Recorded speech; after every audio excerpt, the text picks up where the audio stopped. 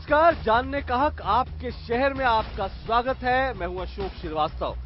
जी हां, जानने का हक यानी देश का ऐसा अकेला टेलीविजन कार्यक्रम जो है आपके लिए, आपके हक के लिए। ये वो कार्यक्रम है जहां सूचना के अधिकार यानी आरटीआई से जुड़ा हर मसला, हर सवाल उठाते हैं हम, क्योंकि ये है हर एक आम आदमी का हथियार, सूचना का अधिकार। और अपने इस कार्यक्रम में अब से हमने एक नई शुरुआत की है, जैसे कि आप सभी जानते हैं, जानने का हक आपके शहर में के नाम से। और जानने का हक आपके शहर में देश के तमाम राज्यों में, तमाम जो शहर है वहां जा रहा है और वहां ये जानने की कोशिश कर रहे हैं कि आरटीआई यानी सूचना का अधिकार उस शहर में, उस राज्य में किस हद तक कामयाब है, किस हद तक उसके इंप्लीमेंटेशन हुआ है, क्या दिक्कतें हैं, ये सब हम जानने की कोशिश कर रहे हैं। इस सिलसिले की शुरुआत हमने श्रीनगर से की थी और श्रीनगर के बाद हम चंडीगढ़ पहुंचे थे और चंडीगढ़ के बाद आज हम पहुंचे हैं भुवनेश्वर, जो कि उड़ीसा की राजधानी है। जी हां, आज हम भुवनेश्वर में हैं, उड़ीसा में हैं और भुवनेश्वर में हम ये आरटीआई से तमाम जो जुड़े मुद्दे हैं उनको जानने की कोशिश करेंगे। और जब हम उड़ीसा की बात करते हैं तो सबसे महत्वपूर्ण बात जो है वो ये है कि उड़ीसा देश का एक ऐसा राज्य है जहां बहुत बड़ी तादाद में ट्राइबल्स जो हैं, आदिवासी, वो रहते हैं। देश में जो तमाम कुल जनजातियां उनमें से 62 जनजातियां ऐसी हैं जो कि उड़ीसा में रहती हैं। और अगर उड़ीसा की कुल आबादी में देखें तो इनकी तादाद करीब 22 से 24% है। और अगर इन आदिवासियों में हम दलितों की तादाद जोड़ लें, दलित जो कि यहां पर करीब 11% हैं, तो कुल मिलाकर राज्य की कुल आबादी के 1/3 से ज्यादा यानी 33 से 34% आबादी जो है वो ऐसी है जो कि दलित है और ट्राइबल है। और ये आमतौर पर कहा जाता है जो दलित और ट्राइबल हैं उनके बीच में जो सरकारी योजनाएं हैं वो पहुंच नहीं पाती हैं। तो आज हम इस कार्यक्रम की शुरुआत करेंगे और इस कार्यक्रम की शुरुआत के जो पहला चरण है उसमें हम ये जानने की कोशिश करेंगे कि दलितों और आदिवासियों के बीच उड़ीसा में राइट टू इंफॉर्मेशन यानी सूचना का अधिकार किस हद तक पहुंचा है, किस हद तक लोग इसका इस्तेमाल कर रहे हैं। और इसको हम शुरुआत करें, तमाम अपने जो पैनलिस्ट हैं उनसे जानने की कोशिश करें, उससे पहले एक छोटी सी हम रिपोर्ट देखते हैं।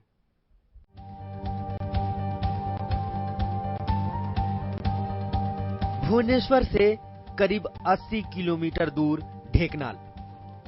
ढेकनाल के इन आदिवासी गांवों में रहने वाले ज्यादातर लोग उड़ीसा से बाहर देश और दुनिया में हुए बदलावों के बारे में ज्यादा कुछ नहीं जानते। लेकिन एक चीज जिसके बारे में इन दिनों यहाँ सबसे ज्यादा चर्चा होती है वो है आरटीआई यानी सूचना का अधिकार कानून। दरअसल कुछ साल पहले ही गांव के इन लोगों ने आरटीआई का इस्तेमाल करके अपने जंगलों को कटने से बचाया।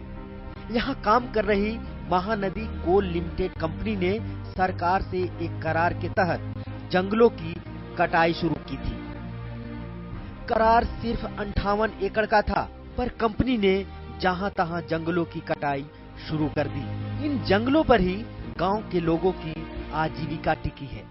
इसीलिए ग्रामीणों ने पहले आरटीआई लगाकर कंपनी और सरकार के बीच हुए करार का विवरण हासिल किया और फिर आंदोलन खड़ा करके जंगलों की अवैध कटाई बंद करा दी। आरटीआई में हम देखा जे 58 हेक्टर ये रिजर्व फॉरेस्ट परमिशन लिया, किंतु रिजर्व 58 हेक्टर का बाद 300 प्लस हेक्टर लैंड अभी हम देखा। आरटीआई ओनली ये कोल माइनिंग में नहीं है, एनआरजीए में, एजुकेशन में। उड़ीसा में 22% आदिवासी और 11% दलित आबादी रहती है। किसी भी राज्य की आबादी का ये वो हिस्सा होता है जहां तक आमतौर पर सरकारी योजनाओं के लाभ नहीं पहुंच पाते हैं। साल 2005 में सूचना का अधिकार कानून बना और उड़ीसा में 2006 में राज्य सूचना आयोग का गठन हुआ। अपने गठन के बाद आयोग ने उड़ीसा के आदिवासियों और दलितों के बीच आरटीआई कानून को लोकप्रिय बनाने के लिए विशेष प्रयास किए। आयोग ने आरटीआई कानून का 8 स्थानीय आदिवासी भाषाओं में अनुवाद कराया, जिनमें संथाली, सोरा, कुई, कुवी, कोया, देसिया, सदरी और मुंडा भाषाएं शामिल हैं। इसके पीछे मकसद ये था कि आदिवासी अपने हक हासिल करने के लिए आरटीआई कानून का ज्यादा से ज्यादा इस्तेमाल करें। इसके बाद आयोग ने ग्रामीण आदिवासी इलाकों में यूएनडीपी और केंद्रीय न्याय और अधिकारिता मंत्रालय के साथ मिलकर पूरे राज्य में 200 आरटीआई क्लिनिक खोले। इन आरटीआई क्लिनिक्स में ग्रामीणों को आरटीआई कानून के बारे में समझाया और बताया भी जाता है। साथ ही हर तरह के मामलों में आरटीआई लगाने के लिए मदद भी दी जाती है।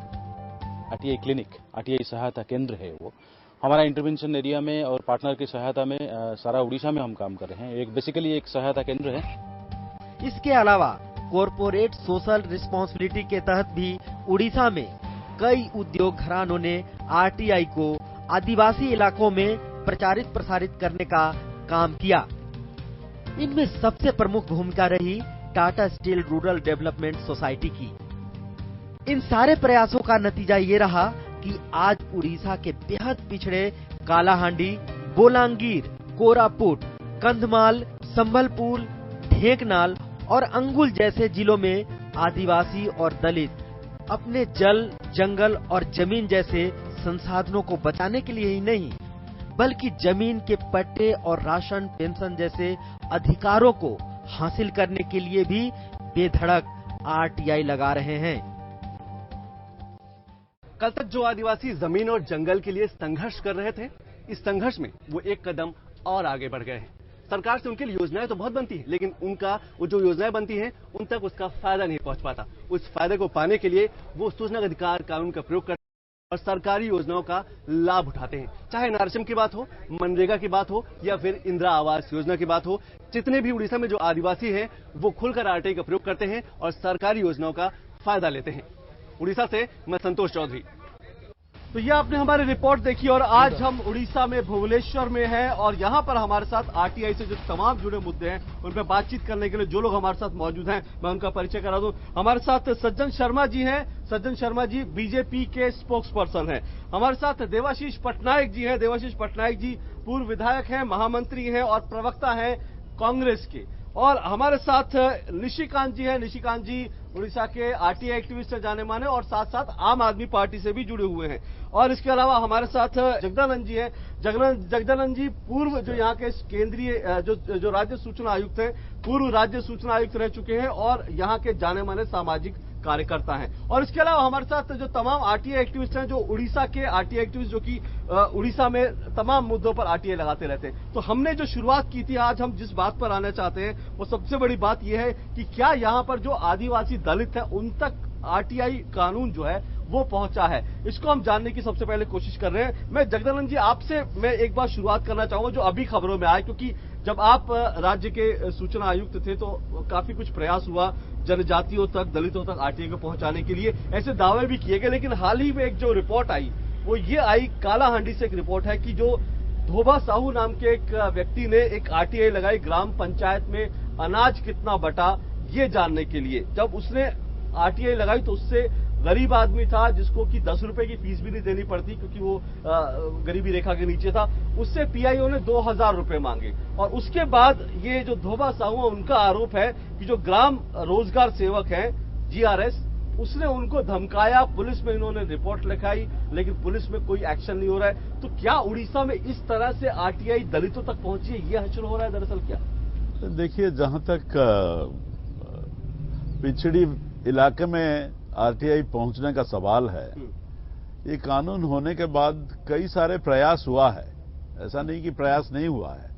जैसे उड़ीसा में, उड़ीसा एक पहला स्टेट है जहां आदिवासी भाषा में 8 भाषा में जो आरटीआई का जो लिटरेचर है उसको मतलब ट्रांसलेशन किया गया है और उसको बांटा भी गया है। आदिवासियों की जो उनकी अपनी भाषा में ट्रांसलेशन करके बांटा गया और 8 भाषा में, एक भी नहीं 8 भाषा में किया है जो आदिवासी जो बोलते हैं। लेकिन उसको आगे लेने के लिए जो है आदिवासी विभाग की जो कार्यक्रम है और उसमें जो लोग आदिवासी जो समस्या में जुड़े हुए हैं उनका जो पहचान है, उनको जो जानना है वो कितना उसको पहुंचा है उनके तक और वो कैसे संभाल किया है, वो बात तो अभी जैसे आपने बताया हमें सुनने में आया है। दूसरा एक समस्या हुआ है जो तृणमूल स्तर पे जो पंचायत है और जो बाकी लोगों के साथ जो जुड़े हैं, जो डिपार्टमेंट्स हैं, उस डिपार्टमेंट में आरटीआई के बारे में जितना जानकारी चाहिए वो जानकारी शायद पहुंचा नहीं है, नहीं तो ये नहीं होता। हाँ, यानी आप कह रहे डिपार्टमेंट में जो लोग हैं काम कर रहे हैं उनको ट्रेन नहीं किया गया, उनको प्रॉपरली जो है उनको सेंसिटाइज नहीं किया गया कि किस तरह से उनको काम करना है। एक तो जानने का है, हाँ। एक तो इन्फॉर्मेशन उनको भी जरूरी है, दूसरा है उनका एक एटीट्यूड की बात भी है, उनका एक मानसिकता की बात है। जी हम जो बैठे हैं यहाँ, ये सूचना हम दे देंगे तो जो कार्यक्रम है, कार्यक्रम में पारदर्शिता आ जाएगी, कार्यक्रम में स्वच्छता आ जाएगी। कार्यक्रम में एक बार स्वच्छता आ जाता है तो फिर उत्तरदायित्वता अपने आप बन जाता है। देवाशीष जी, आप सत्ता से यहाँ पर काफी समय से दूर है कांग्रेस, लेकिन जब इस तरह के इश्यू आते हैं, हम देखते हैं सेंटर में, केंद्र की जब बात करते हैं, चाहे राहुल गांधी हो चाहे सोनिया गांधी हो, कांग्रेस आरटीआई को एक बड़ा अपनी उपलब्धि बताती है। लेकिन जब हम उड़ीसा में देखते हैं कि उड़ीसा में अगर ये कानून को लागू करने में या ये कानून दलितों तक, पिछड़ों तक पहुंचे, अगर वो दिक्कतें आती है, तो वहां पर उड़ीसा की कांग्रेस हम देखते हैं साइलेंट है। वो यहां पर एक्टिवली दिखती नहीं कि गरीबों तक, आम आदमियों तक इस कानून का फायदा पहुंचे। क्यों? देखिए, पहले तो धन्यवाद करूंगा यूपीए सरकार को कि ये इतना अहम आइन लाया और ये आइन के जरिए, वो आरटीआई का जरिए लोगों का कुछ हो सके। लेकिन मैं आपको बता रहा हूं कि ओडिशा इतना गरीब है कि गरीबी सीमा रेखा का ऊपर जो सरकार बोल रही है कि हम इतना बीपीएल को एवरेज पॉवर्टी लाइन का ऊपर आया है, वो सही नहीं है। अगर कोई अप्लाई करता है आरटीआई एक्टिविज्म के ऊपर, ब्लॉक का स्तर पर अप्लाई करता है, तो वो जेई और जो असिस्टेंट इंजीनियर होते हैं वो कुछ पैसा देके वो आदमी को सेटिंग करने के लिए चाहते हैं और सेट भी कर सकते हैं। आरटीआई भी एक टूल हुआ है कुछ लोगों को, जो लोग नीचे हैं, जिनका नियत ठीक नहीं है, ये लोग पैसा कमाने के लिए भी उसको इस्तेमाल करते हैं। यानी आप कह रहे हैं कि आरटीआई के जरिए यहाँ पे लोग ब्लैकमेलिंग कर रहे हैं? या कुछ जगह में भी ब्लैकमेलिंग होता है, लेकिन ये ब्लैकमेलिंग सरकारी स्तर से ज्यादा शुरू होता है, क्योंकि वो सिखाते हैं, सरकारी ऑफिसर जो है वो सिखाते हैं गरीब लोगों को कि आप क्यों उसमें पड़े हो, आपको पैसा कहाँ मिलेगा, क्या होगा, आप 1000, 2000, 5000 लेके चुपचाप बैठ जाइए। ये अभी उड़ीसा मैं अभी तो सूचना अधिकार का जो है हमारा कमीशन थे जगदानंद जी, वो हैं, तो उनका सामने भी मैं बोलने के लिए चाहूंगा कि जितना लोग आरटीआई के लिए अप्लाई करते हैं, कितना लोगों को कंपेंसेशन मिला। आपने बहुत सही मुद्दा उठाया और जरूर जगदानंद जी से मैं इसका जवाब लूंगा, लेकिन उससे पहले मैं निशिकांत जी, जो बात देवाशीष जी ने कही वो बहुत अहम बात है। उन्होंने कहा कि कई लोग यहाँ पर और सरकारी स्तर पर कह रहे हैं कि आरटीआई का ब्लैकमेलिंग के लिए इस्तेमाल हो रहा है, जबकि हम सोचते हैं कि ये गरीबों के लिए जो है एक उनका हथियार बना, उनके लिए एक इंस्ट्रूमेंट है। ये सोच जो देवाशीष जी बोल रहे हैं कि ब्लैकमेलिंग के लिए यूज हो रहे हैं, उसमें दो चीज है। पहले तो जो सोच, चाहे प्रशासन के हो या राजनेताओं के या राजनीतिक दल के हो, आपने देखा कि जब सेंट्रल इंफॉर्मेशन कमीशन ने बोला कि राजनीतिक दल आरटीआई के तहत आना चाहिए, तब बवाल खड़ा हो गया और ये सारे लोग बोले कि हम आरटीआई में नहीं आना चाहते हैं। वही मानसिकता के प्रशासन में है। और मैं ये बता के रखूं कि आरटीआई में ऐसे कोई प्रोविजन नहीं है जिसमें कोई भी सिटीजन किसी भी जो प्रशासक को ब्लैकमेल कर सकता है। इसमें तो सूचना पाने का अधिकार है। जो गरीब सूचना के लिए आता है, ये सरकारी अधिकारी क्यों बोलता है कि पैसा ले जाओ, सूचना मत लो? क्योंकि जो घोटाला है, जो कागजात है जिसमें इसका सबूत है कि भाई घोटाला हुआ है और करप्शन हुआ है, उसी को बाहर नहीं आना देना चाहते हैं। तो पहले से ये अपने अंदर था, अब जनता को शामिल करने का कोशिश है जी। तो इसमें जनता जो भागीदारी होता है मजबूरी से होता है। जैसे अपने धोबी साहू के बात बताया, कोई भी प्रोटेक्शन नहीं, आरटीआई एक्ट में जो कमी है, सूचना के अधिकार का जो कर्मी है उसे कोई भी सुरक्षा नहीं। और ये माफिया हो, दलाल हो, राजनेता हो, जो भी मिलजुल कर चाहते हैं कि जनता के तहत सूचना ना पहुंचे, उनका ये रहा है कि पहले तो धमकाएंगे, पहले उसके बाद पैसा देंगे, और नहीं हुआ तो आप भी देख लीजिए सारा भारत में और उड़ीसा में भी बहुत जगह पर आरटीआई एक्टिविस्ट पर हमला हुआ है। सज्जन जी, उड़ीसा की अगर मैं बात करूं, खासकर बड़े सारे इशू उठे, आप कैसे देखते हैं इस पूरे मसले को? वास्तव में आदिवासी और दलितों तक इस आरटीआई कानून का कोई फायदा नहीं पहुंचा। और सवाल ये है कि जहां उड़ीसा की ज्यादातर आबादी शिक्षित नहीं है, उसको लिखना नहीं आता है, उसको पढ़ना नहीं आता है, वहां इस कानून को लागू होने की संभावना कहाँ आती है? जगदानंद जी कह रहे हैं कि उनके जो स्थानीय बोलियां हैं उसमें बुकलेट बनाई गई, वो छपवाई गई, बंटवाई गई। शिक्षित लोग कितने उड़ीसा के अंदर में, एजुकेटेड लोग कितने, वो किसी भी भाषा के हों जी। भाषा मान लीजिए उन्होंने स्थानीय बोलियों को प्राधान्य दिया, 8 बोलियों को दिया ना। उड़ीसा के अंदर में 60 से ज्यादा अधिक बोलियां हैं ट्राइबल्स लोगों की। बाकी लोगों का क्या? वास्तव में जिस तरीका का प्रयास केंद्र सरकार की तरफ से, राज्य सरकार की तरफ से होना चाहिए और जिस तरीके का प्रोटेक्शन उनको मिलना चाहिए, ये बात सही है कि ये नीचे तक ही नहीं, नीचे जो पब्लिक इंफॉर्मेशन ऑफिसर है किसी भी विभाग का, वहीं तक नहीं। मैं तो ये कहना चाहता हूं कि चीफ इलेक्शन कमिश्नर के ऑफिस तक वास्तव में लोगों को इंफॉर्मेशन नहीं मिलती है। यहाँ पर हमारे साथ जो आरटीआई एक्टिविस्ट है, मैं उनके कुछ सवाल जरूर लेना चाहूंगा। जो यहाँ की जो करीब 33 से 34% आबादी जो कि दलित है, आदिवासी है, उन तक दरअसल ये कानून पहुंचा है क्या? उसका लाभ मिल रहा है? आपने सभी की बात सुनी, आप लोग क्या सोचते हैं? आपके मन में क्या है? आप जी। कानून पहुंचा है लेकिन लाभ नहीं मिलता है। जिसी तरह हम सोचते हैं कि लाभ मिलेगा, इसी तरह लाभ नहीं मिलता है। क्यों लाभ? इसलिए कि हमारा घर ये यहाँ से 10-15 किलोमीटर, लेकिन हम जिसी को एक आरटीआई उसका एक पुलिस स्टेशन में जब हम उनको पूछते हैं कि आरटीआई का आपका कोई जिम्मेदारी लोग है, कोई जवाब देने के लिए वो मना कर देते हैं। हमारा यहाँ कोई ये प्रोसीजर ऐसे कोई आप कहते हैं पुलिस थाने में जब आप आरटीआई लगाने की बात करते हैं तो लोग कहते हैं कि हमारे पास कोई नहीं है व्यक्ति जो पीआईओ जो कि आपकी इन्फॉर्मेशन ले। आप कुछ और जी। ये जो उठा हमारा दलित और आदिवासी लोगों के लिए जो बात उठता है ना, जितना भी वही छपाया वो सब अभी तक वो लोगों के पास नहीं पहुंचा। वो सब कमीशन के ऑफिस में कुछ बचा हुआ है, रखा हुआ है, और इन्फॉर्मेशन एंड पीआर डिपार्टमेंट में रखा हुआ है। उसको जो डिस्ट्रीब्यूट करने के लिए जो डिस्ट्रिक्ट लेवल में जो उनको जो बनाया था, जो सिस्टम बनाया था, वो सिस्टम में अभी तक गाँव का लोगों के पास नहीं पहुंचा। आरटीआई एक्टिविस्ट है ना, तो हम बार बार आरटीआई एप्लीकेशन मांगते हैं कि तो इन्फॉर्मेशन नहीं मिलता है। बार बार दौड़ना पड़ता है कि कुछ लाभ नहीं मिलता है। जी, लाभ नहीं मिलता।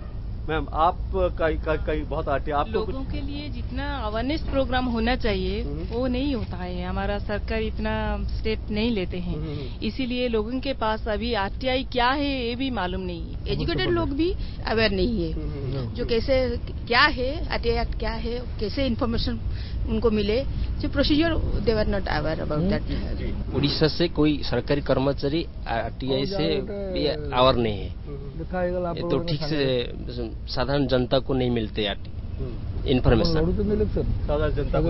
और सबसे बड़ा बात जो है सेक्शन 41B आरटीआई का, इसको इम्प्लीमेंटेशन करने के लिए खुद इन्फॉर्मेशन पीआर डिपार्टमेंट जो नोडल ऑफिस है उसमें अभी तक उनका उड़िया भाषा में जो उसको डिस्क्लोज करना है वो नहीं किया गया, अभी तक नहीं किया। देवाशीष जी, मैं आपसे जानना चाहूंगा, इतना बड़ा कानून बना और इतनी उपलब्धि बार बार केंद्र सरकार कहती है कि भाई बहुत बड़ी उपलब्धि है, लेकिन अवेयरनेस लेवल पर जो है वहां पर हम देखते हैं तमाम, और ये सिर्फ उड़ीसा की बात नहीं, हम देश भर के तमाम हिस्सों में जाते हैं, अवेयरनेस के लिए कुछ नहीं किया। सिर्फ मंच पे खड़े होकर ये कह देना कि हमने देश को आरटीआई कानून दिया, काफी नहीं है ये। नहीं, आरटीआई कानून तो दिया है, बहुत अहम चीज है, लेकिन कॉन्शस करने का, लोग का कॉन्शस करने के लिए राज्य सरकार का, एडमिनिस्ट्रेशन का, हम सबका काम है।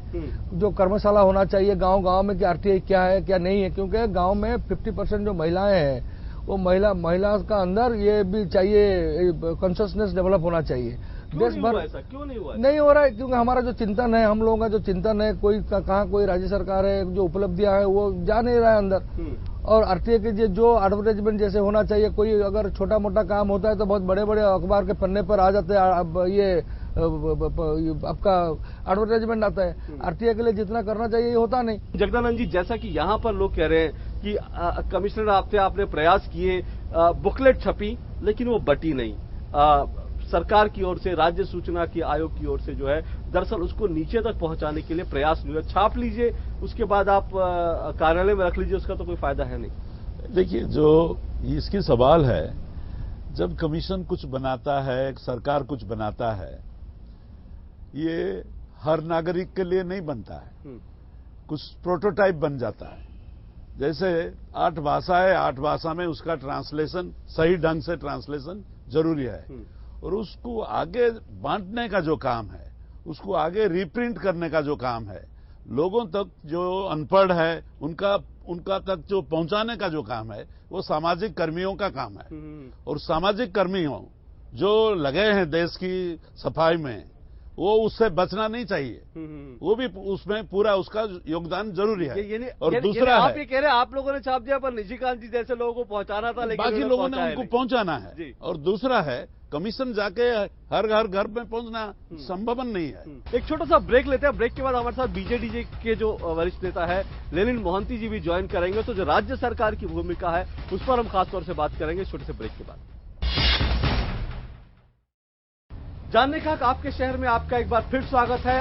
आज हम इस वक्त भुवनेश्वर में हैं, उड़ीसा में हैं, और ये जानने की कोशिश कर रहे हैं यहाँ पर जो आदिवासी हैं, जो जनजाति हैं, उन तक और खास करके जो दलितों तक ये कानून किस हद तक पहुंचा। एक बार फिर से परिचय करा दूं। हमारे साथ ब्रेक पे जाने से पहले, ब्रेक पे जाने के बाद जो जुड़े उर्मिला सेन गुप्ता हमारे साथ हैं। हमारे साथ सज्जन शर्मा जी बीजेपी के स्पोक्स पर्सन जुड़े हुए हैं। हमारे साथ देवाशीष पटनायक जी जो कि कांग्रेस के स्पोक्स पर्सन है वो जुड़े हुए हैं। हमारे साथ इसके अलावा निशिकांत जी जो कि आरटी एक्टिविस्ट है और आम आदमी पार्टी से जुड़े हुए निशिकांत जी। हमारे साथ जगदानंद जी जुड़े हुए हैं। जगदानंद जी जो कि राज्य के पूर्व सूचना आयुक्त हैं और जाने माने सामाजिक कार्यकर्ता हैं। और इस बीच हमारे साथ लेनिन मोहंती साहब ने ज्वाइन किया है। लेनिन मोहंती साहब जो यहाँ की जो रूलिंग पार्टी है बीजेडी के साथ जुड़े हुए हैं, बीजेडी के वरिष्ठ नेता हैं। बहुत बहुत एक बार फिर से स्वागत और शुक्रिया आप सबका आने के लिए।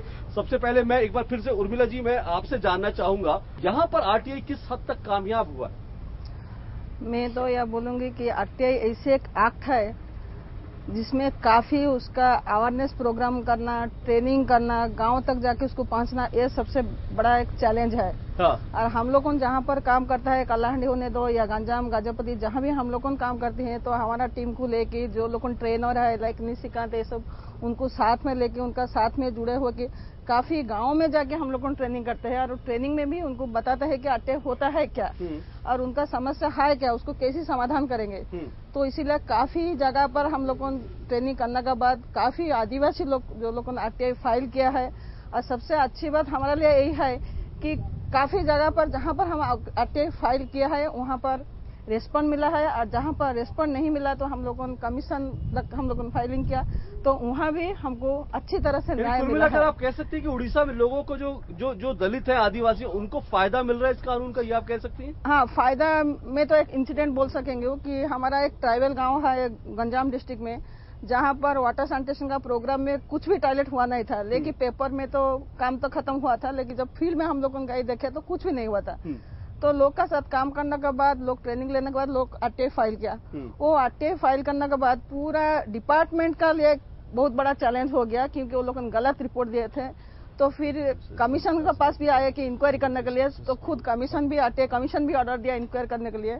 तो chief executive engineer whole department जाके इंक्वायरी किया, तो फाइनल रिपोर्ट भी मिला है कि नहीं, वो जो रिपोर्ट दिया है वो गलत है, उसमें काम नहीं हुआ है। तो रिपोर्ट भी वो लोगों ने इसलिए रिप्लाई भी नहीं दिया, तो इसलिए कमीशन से वो जो स्टाफ है उनके लिए फाइन भी हुआ था, 25,000 का लिया हुआ था। तो बाद में फिर लोगों ने काम किया। तो उसका बाद हमने देखा कि वो एरिया में, इलाका में जहाँ पर भी गवर्नमेंट ऑफिसर है, पहले जब हम जा रहे थे तो उनसे अच्छा रिस्पॉन्ड नहीं मिल रहा था। तो अभी हो सकता है या खुद वो लोग उनको कोऑपरेट करने के लिए चाहते हैं या डर से भी भक्ति हो सकता है। तो अभी जहाँ भी जाए, यहाँ कहाँ से आइए, बैठिए, क्या काम है बोलिए, का जिक्र यहाँ पर होने लगा। काफी वो जगह पर हमको काफी पॉजिटिव। लेनिन मोहंती जी, उर्मिला जी ने जो कहानी बताई वो एक कहानी है, लेकिन ब्रेक पे जाने से पहले यहाँ पर तमाम लोगों से बात करूँ जो आरटीआई एक्टिविस्ट हैं, वो सब भी बात कर रहे थे। इम्प्लीमेंटेशन को लेकर दिक्कत है।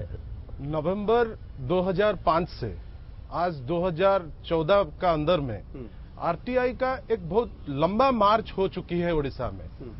एक ऐसे डिपार्टमेंट है उड़ीसा गवर्नमेंट का अंडर साइंस एंड टेक्नोलॉजी में जहां डिस्पोजल रेट 100% है। बहुत सारे 18 डिपार्टमेंट है जहां डिस्पोजल आरटीआई एप्लीकेशन का रेट है 90%। और ऐसे 16 डिपार्टमेंट है उड़ीसा गवर्नमेंट का जहां आरटीआई डिस्पोजल है मोर देन 90%, 100% ऑलमोस्ट टच कर रही है। जी। अभी एक नया एक्ट आया 2005 में, इनैक्ट हुआ नवंबर में। नवंबर से आज तक RTI is the order of the day. अभी एक ऐसे है, एक कॉमन किस वास्ते हम लोग आरटीआई निकाले, गवर्नमेंट का जो मशीनरी है वो ओपन अप हो जाएगा और सिटीजन असर्टेड हो जाएंगे, उनका एक्सेस रहेगा डॉक्यूमेंट का। तो गवर्नमेंट की मशीनरी ओपन हुई है, क्योंकि यहाँ पर एक बात आई थी, पटनायक जी ने बताया, उन्होंने कहा कि यहाँ पर बहुत से जो सरकारी विभाग में बैठे लोग हैं वो दरअसल जो आरटीआई लगाते हैं उनका कच्चा चिट्ठा, उनकी पोल ना खुले, वो आरटीआई एक्टिविस्ट को कहते हैं भाई 2000 ले लो, 4000 ले लो, लेकिन आरटीआई भूल जाओ। इस तरह का करप्शन, ब्लैकमेलिंग सरकार की simply this is a very necessary act. हम लोग का काम है इस एक्ट को कैसे एक कॉमन आदमी फायदा ले सकता है, वो फायदा के लिए हम लोग कोशिश करेंगे। जो मैं कह रहा हूं, मैं एक मिनट बोल रहा हूं। आप जब क्रिटिसाइज करते हो कोई 2000 के लिए, कोई 3000 के लिए, without a valid example, without a valid ground, आप अगर उसको बोलेंगे, आप तो हर चीज को बोल सकते हैं, मगर मैं बोल रहा हूं जो पॉजिटिव फैसेट्स है, अभी एक कॉमन सिटीजन उसका हक के लिए वो बहुत आगे जा सक रहा है। पहले आप उनका रिजिम का बारे आप सोचिए, जब कांग्रेस थी तब किसी का साहस नहीं था सेक्रेटरिएट अंदर जाके वो कोई ब्यूरोक्रेट से पूछेगा कोई इंफॉर्मेशन, मगर आज का जो है गवर्नमेंट, उसमें अगर आप चाहोगे एक आदमी सिंसियरली जा सकता है गवर्नमेंट का पास, सेक्रेटरिएट हो या कोई ब्लॉक ऑफिस हो, एक इंफॉर्मेशन मांगे, वो इंफॉर्मेशन उसको मिल रही है। निशिकांत जी कुछ केमिकल इसमें जोड़ना चाहते हैं, क्योंकि आप ये जो स्टैटिस्टिक्स होता है काफी मिसलीडिंग होता है। मेरे पास अगर 2 एप्लीकेशन आए और मैं दोनों को डिस्पोज कर दिया तो 100% डिस्पोजल हो जाए, रिजल्ट 100% है। तो लेलिन जी बता रहे थे सारे डिपार्टमेंट्स के कहां पे 100% हो गया, 80% हो गया, हालत वही है। ये लोग पहले एप्लीकेशन लेने को मना कर देते हैं। अब उड़ीसा में कहीं भी किसी भी डिस्ट्रिक्ट में चले जाओ, जो ब्रांच में चले जाओ, जो कॉमन मैन है वो जाता है एप्लीकेशन देने, वो पीआईओ बोलता है मैं नहीं रोकूंगा, जो करना है कर लो। अभी तो फिर डिस्पोजल रेट अच्छा ही होगा। नहीं, ये गलत ये गलत नहीं, ये सारे जो एक्टिविस्ट बैठे हैं, सारे जो आरटीआई के काम करने वाले बैठे हैं, और एक एक एप्लीकेशन को रिसीव करने के लिए लड़ाई करने पड़ता है। ये एक पहलू है। दूसरा, इसके बारे में यहाँ पे भी मैं सूचना आयोग के बारे में बोलूंगा कि कोई भी मैकेनिज्म सूचना आयोग का नहीं है। अभी जैसे आपने रिसीव नहीं हुआ तो कंप्लेन कर दिए, और सूचना आयोग क्या करता है, सिंपली इसको रोड कर देता है फास्ट अपीलेट के वहां कि भाई ये कंप्लेन पिटीशन हम डायरेक्टली नहीं ले सकते क्योंकि एक हाई कोर्ट का ऑर्डर आया है। तो रिसीव ना करना, लेकिन जो डिस्टिंक्शन होना चाहिए कि भाई इसने एप्लीकेशन नहीं लिया इसीलिए कोई आयोग को आया, तो उसी पर कार्रवाई हो जाना चाहिए। तो वो थोड़ा सख्ती से भी आए, तो ये जो अधिकारी हैं उनमें भय आए। बहरहाल अगर आरटीआई की बात करें उड़ीसा में लेकर, और खासकर आदिवासी और दलितों के मुद्दों पर आज हमने खास तौर पे बात की, उसमें चलते चलते एक बात और जोड़ दूं कि यहाँ पर जो राज्य सूचना आयोग है उसने करीब करीब 200 जो आदिवासी इलाके वहां पर 200 आरटीआई क्लिनिक भी शुरू किए, जो कि आपने हमारी जो पहली स्टोरी थी उसमें भी देखा। और वो आरटीआई क्लिनिक जो है गरीब लोगों तक, दलितों तक, आदिवासियों तक आरटीआई का फायदा पहुंचाने की कोशिश करें। लेकिन जरूरत इस बात की है, इस तरह की जो मुहिम है वो बल्कि और तेज होनी चाहिए, वो मुहिम और बढ़नी चाहिए। बहरहाल हमने इस मुद्दे पर खासतौर से बात की, लेकिन उड़ीसा का हमारा सफर जारी रहेगा। अगले हफ्ते जो आरटीआई से जुड़े तमाम मुद्दे और भी हैं, हम उन सब पर बात करेंगे। लेकिन आज कार्यक्रम में इतना ही। आप सब यहां पर आए उसके लिए आपका बहुत बहुत शुक्रिया। और हम आपको बता दें कि आपको हमारा कार्यक्रम कैसा लगा। आप कोई भी प्रतिक्रिया चाहें तो आप हमें भेज सकते हैं। हमारा पता नोट कर लीजिए। हमारा पता है जानने का, कमरा नंबर 226, दूरदर्शन भवन, टावर बी, मंडी हाउस, कॉपर निकस मार्ग, नई दिल्ली 110001। आप चाहें तो हमें ईमेल भी कर सकते हैं। हमारा ईमेल आईडी है jannekak@gmail.com, जो कि आपकी टेलीविजन स्क्रीन पर है। और आप हमारे ट्विटर हैंडल से भी जुड़ सकते हैं। आपकी तमाम प्रतिक्रियाओं का हमें इंतजार रहेगा। फिलहाल इस हफ्ते इतना ही। इजाजत दीजिए। नमस्कार।